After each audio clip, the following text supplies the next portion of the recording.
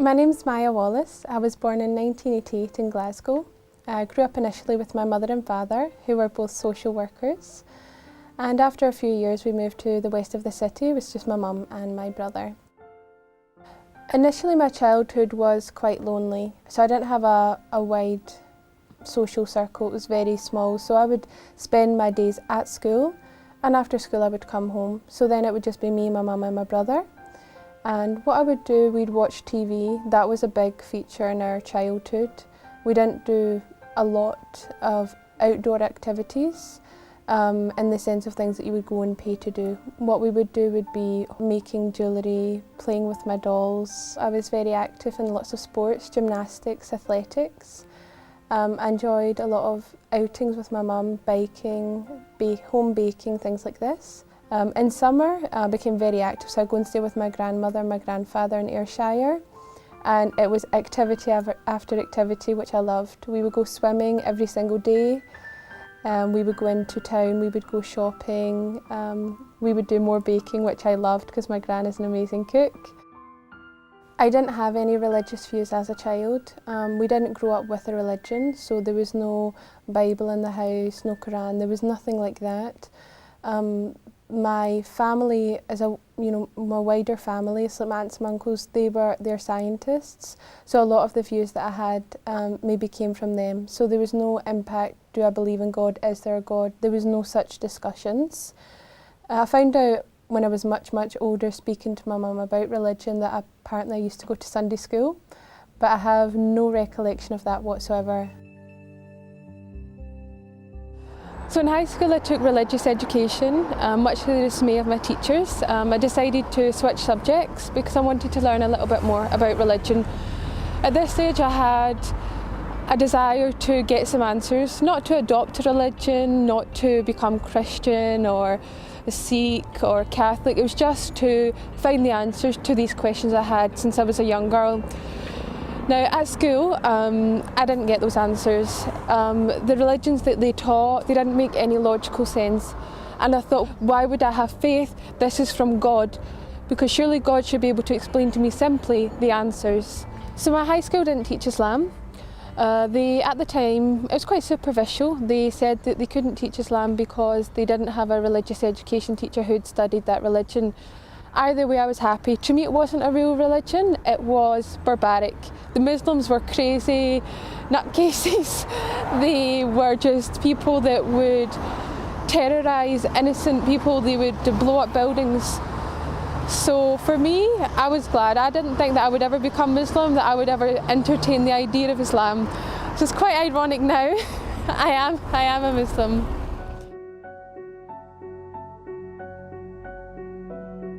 I had no interaction with people of other ethnicities, of other religions. There was perhaps 2 or 3 students in my school, but they were very westernised. They had adopted our culture, so I had no real ability to see what really is Islam, what is a Muslim. So from there on in I thought, well, I've learned about the real religions. They're a load of rubbish, I don't believe in them. So I just carried on. I just became a normal Scottish teenager. I done what you would expect of any sort of British teenager. I went out clubbing, I drank alcohol, just had a laugh. There was no point to it. Looking back, I just think at that time I thought that's what you did with your life, but to me now it just seems pointless. And where my journey into Islam began was in 2005 I started working in a call centre. And in that call centre it was predominantly Pakistani people that were in there that were Muslims. And they were not crazy. They were not anything that I had imagined, that the media had portrayed. And in actual fact, they became my best friends. And this is the first time I felt I had real, true friendship, where these people really cared for me, I really cared for them. And there was a group of us. So there was Saima, there was Shakila, there was Talib, Nabil and Atif. And it was us lot together, and I would just, initially it was just, I was interacting with them and we would just do normal things, go to the cinema, we would go out for meals. But one thing that stood out to me was the fact that what they done was very respectful. They had a lot of respect for themselves. They wanted to have a good image. There was a lot of things they wouldn't do. So they wouldn't come out clubbing with me. You know, once I had a birthday, I invited them and they declined, and I couldn't understand why. So slowly, it was just their behaviours, their mannerisms that introduced me to Islam.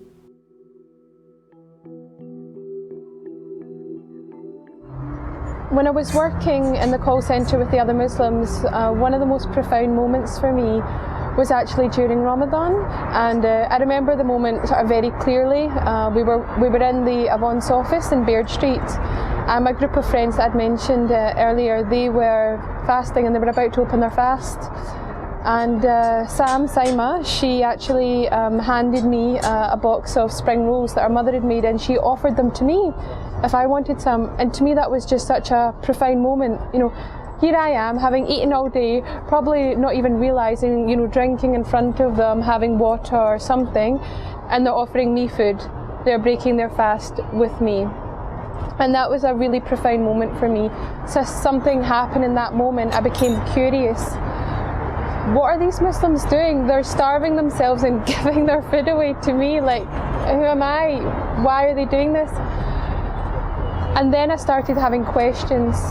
You know, what is Islam? Why are they Muslim? You know, are these kind attributes that they have, their upbringing?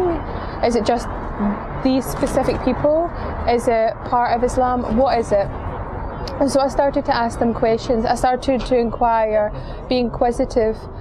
And something that really shook me is that they weren't proud. Well, I think this, or I feel this, or I know that. They said, this is what the Quran says, this is what the Sunnah says, this is what the Hadith says.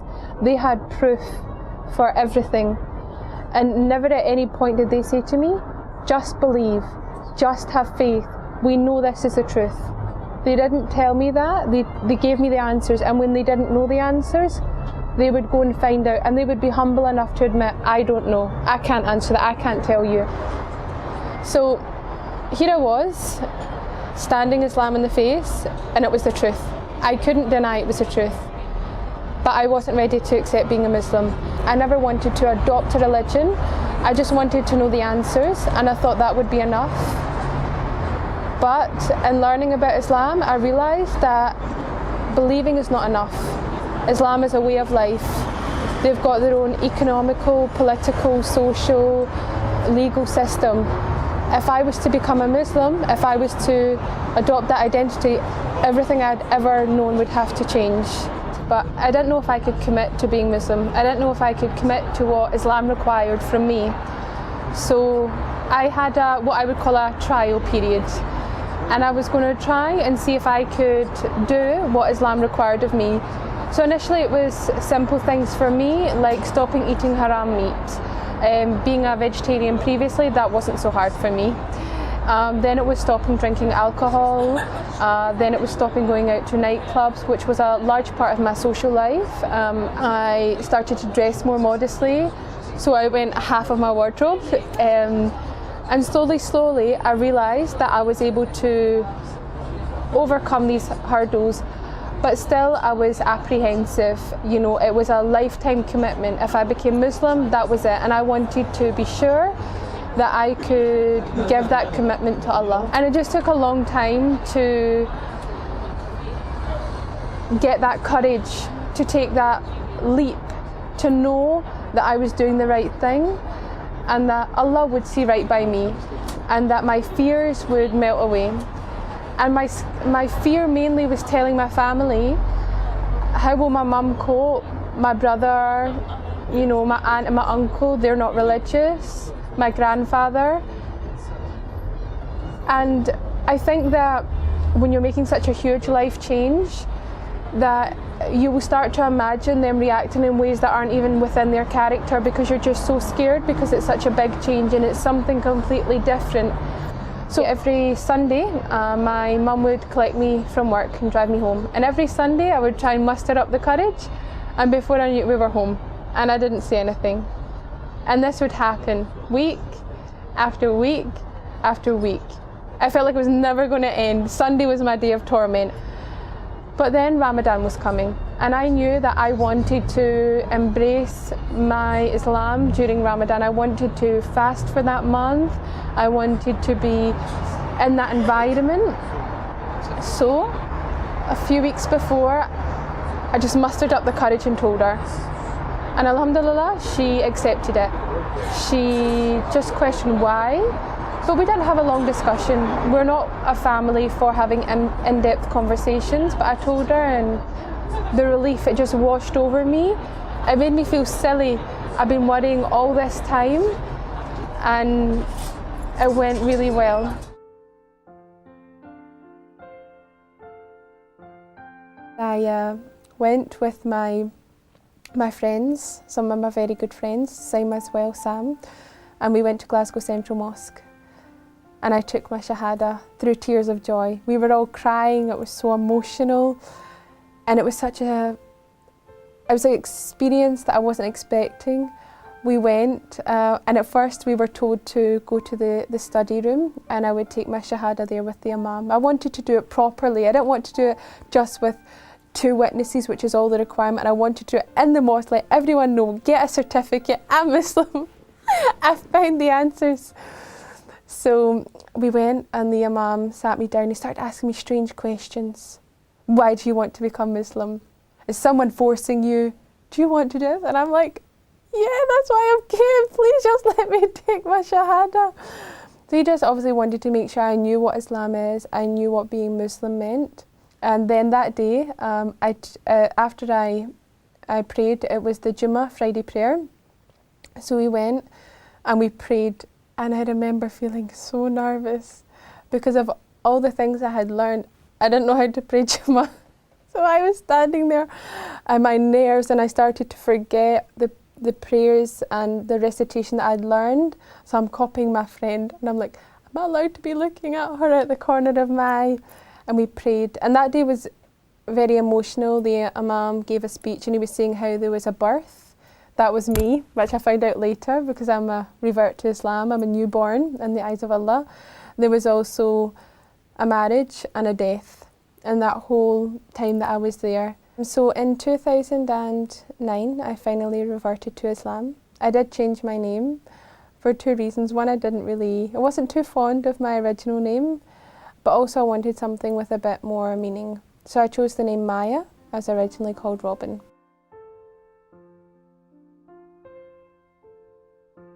My journey to Islam, to becoming Muslim, was very easy. I had a lot of support. I had a lot of friends around me, even my own family my mother, my brother, they were very supportive of me. I remember when I went to take my Shahada, my mum was calling me just to make sure, good luck, hope everything goes okay. But where my struggles really began was when I started to go to an Islamic class, and I met other sisters.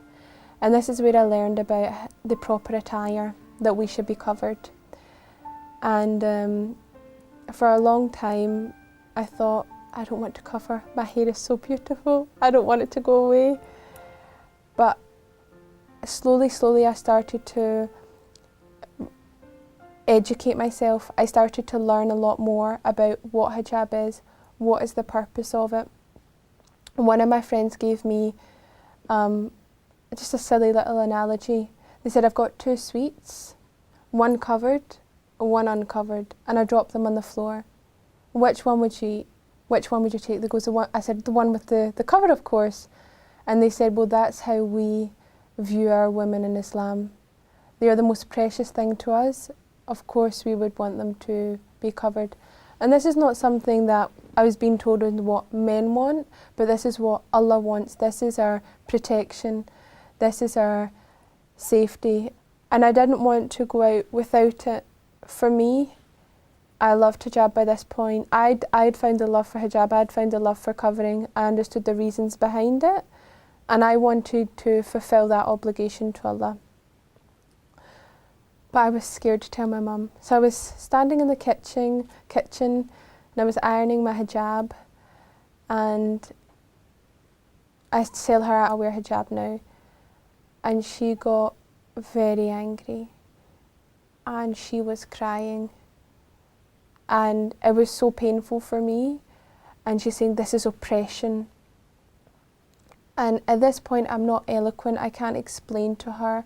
I have the knowledge, but to give it to her, I don't know where to start. I don't know the right place. And I'm just shouting back, no, it's not. So I remember walking out of the house and going to my back garden, and I was in floods of tears and I was crying my heart out. And I phoned Zara, who had now become my Islamic teacher. Mashallah, she's very good. And I'm crying to her, and I said to her, Zara, I have to take it off. I can't do this anymore. And she gave me so much comfort and so much love and so much strength. She said to me, Allah will never give you a test that you cannot bear. There will never be something in your life that you cannot overcome. It is there for a reason. So I found a lot of comfort in her words, and I put it on and I wore it and I left the house. And my end point with my wider family came when it was my graduation, and my mother and my aunt and my uncle came, and I was hiding from them. I was in my graduation gown. I was wearing this big black graduation cloak and a black hijab, and I was just all black. And I was nervous. I was so nervous. And it was about to begin, so I said, okay, we need to take our seats now, but I'll see you afterwards. I just wanted to get it over and done with. I thought, look, when they see me walk across the stage, they'll see the hijab, maybe they'll talk about it, and then I won't need to be there when she sees it for the first time. I won't see that initial moment. And alhamdulillah, that's what happened. It was too late for them to come and greet me before, so I went upstage, I accepted my award, and I came down. And I could see in their faces that they had some apprehension. They were shocked, but they accepted it. My grandfather's not a man of many words. So when I went to see him, he'd been informed, I believe, by my family that I was Muslim and that I covered. And we've never spoken about it, me and my grandfather. And what he done, he says to me, all of your grandmother's scarves are upstairs in the bottom drawer, and I've looked them all out, and they're all there for you, you know, for your. And he wouldn't say anything, he just went, for your.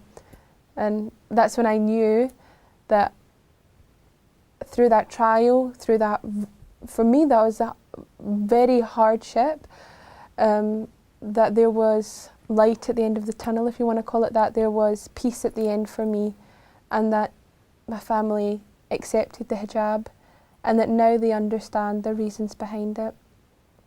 And you guys don't know this as you're recording it, but I've wanted to wear abaya for a long time. I've wanted to put on the proper covering, and I've been too nervous.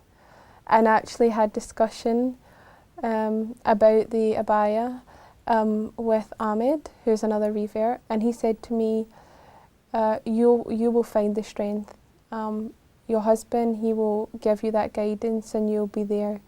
So when I was asked to come on this show, I thought, I don't want to go on wearing, like, I know I'm covered, you know, my arms down to my feet, my head, but I said I don't want to go on and wear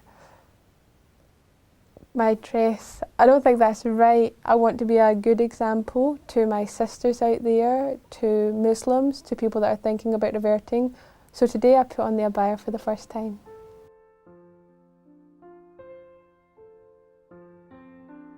Before I became Muslim, I was a little bit apprehensive about reading the Quran. I knew it was revealed in Arabic, so I was a bit worried that, you know, little things, can I get it in English, which I could. The first one I got, it was just a literal translation. There was no context, there was no understanding, and for me, even though it was written in English, it was like Shakespeare, Alien, like, well, I don't know what this book is saying. But thankfully, some family friends, they gave me a Quran, and it was a Quran meant for children. I gave the background story, so what happened when it was revealed to the Prophet, peace be upon him. And that's what started my love even more for this Quran. So now whenever anyone asks me about Quran, I say to them, don't be scared about reading it. You know, I'll give them a copy of it that I think would be a good one to read, because although every single Quran has the same words in it, some are very good at explaining it. And for me, my favourite part of the Quran is in Surah Al-Baqarah. It's in this verse that Allah sets a challenge for the whole of mankind, that if you don't believe that this book is the word of God, then just produce one verse like it. The same style, the same transparency. But if you can match that, then you can disprove Islam. And that had such strong meaning for me, because I thought of all these people that say the Quran's not real, Allah doesn't exist, Muhammad made everything up. They'll have lengthy debates for hours and hours, but they won't do this one simple challenge. Write a verse. How long can it take them? But in 1400 years, not one person has been able to do this. And the second part of this surah that meant a lot more to me, is that Allah goes on to say that you will not be able to, that you will not be able to write a verse like it. And I just think to anyone out there that's doubting Islam, then take this challenge. Come forth and bring a verse.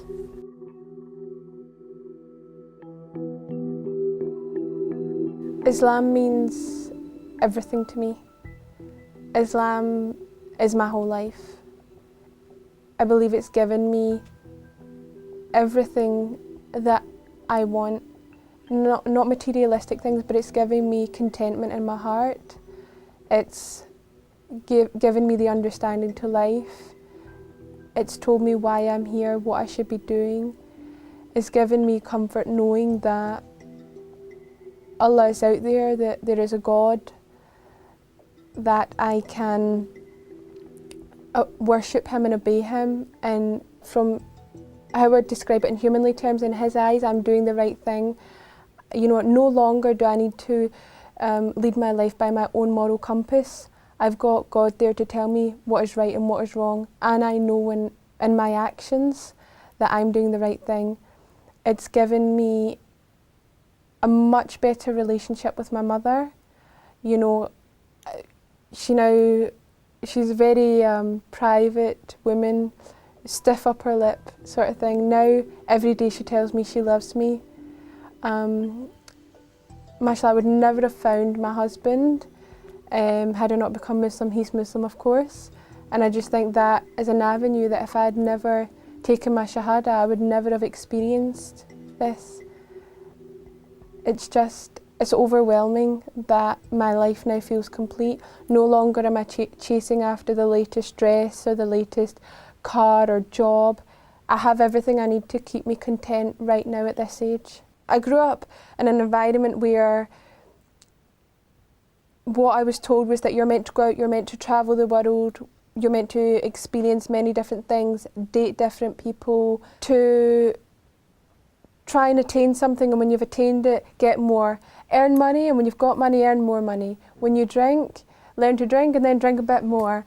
Gluttonous, it was just, and to me it had no real value. It was like, I'm going to live, inshallah, 60, 70, 80 years, and I'll have achieved nothing. Now I understand my place in this world and what I'm here for, and that's to obey Allah and complete my duties as a Muslim, spread Islam, and be an example to the community and my sisters around me.